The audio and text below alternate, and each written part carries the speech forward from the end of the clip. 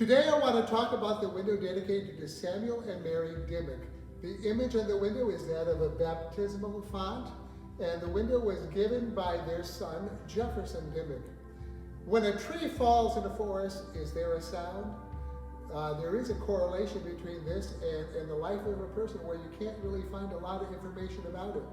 I may not have found a lot of information about Samuel and Mary Dimick, but like when you drop a pebble in the water, you see the ripples in their lives. And so with their lives, you see the ripples, you see their effect by the fruits that they left, their children and what their children did. The window says that Samuel was born in 1808, but records suggest that he was actually born February 28, 1807 in Delaware County, New York. His father's name was Joseph, and his father was born in 1771. His mother was Rachel Matthews, and I wonder whether she's related to the Matthews and Everett cemetery that is on the road to Watkins. I don't know that. Samuel came to Schuyler County when he was 19 years of age. Together, Samuel and Mary Dimick had numerous children, but I can only confirm their sons Nelson, Samuel, Delos, and Jefferson, and their daughter Elsie Adelia. Their son Jefferson fought in the Civil War and was wounded in the arm on May 15, 1864 at the Battle of Resaca, Georgia, part of Sherman's Atlantic campaign. Major C.W. Clowharty of the 101st New York Volunteers writes, Jefferson was one of two Dimick brothers who fought with him.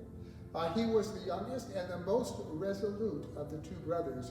You can confidently count on his returning to the army as soon as his wound will admit.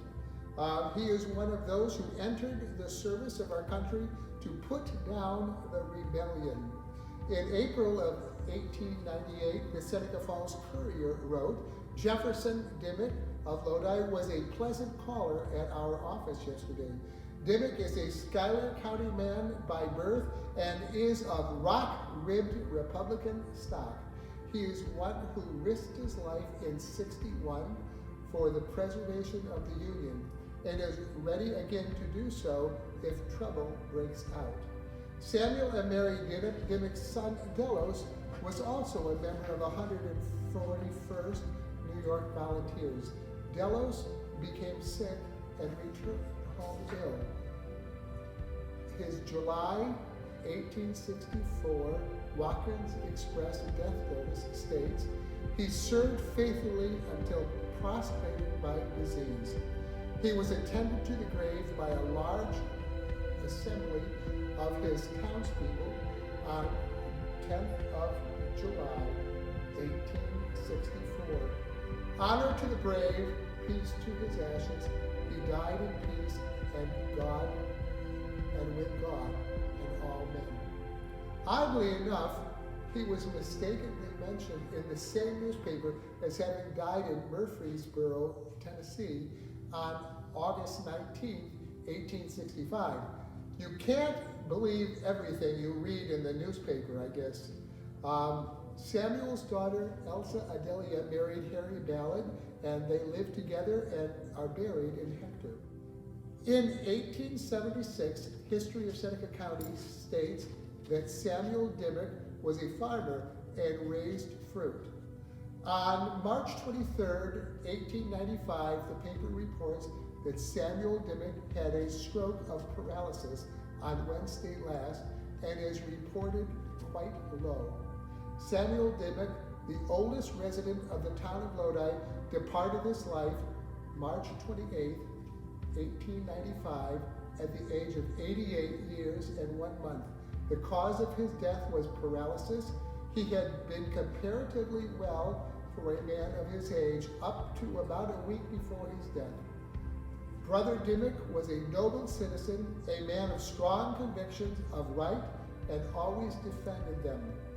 A faithful Christian for more than 70 years, a member in good standing of the Methodist Episcopal Church of Lodi.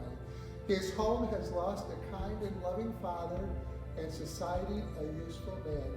We shall miss his wise counsel, his helpfulness, his deep love for his children, and the sunshine and cheer he always brought to his own home. He has gone to dwell with Jesus, peace to his ashes. And that is what I've learned about the window here, memorializing Samuel and Mary Dimick.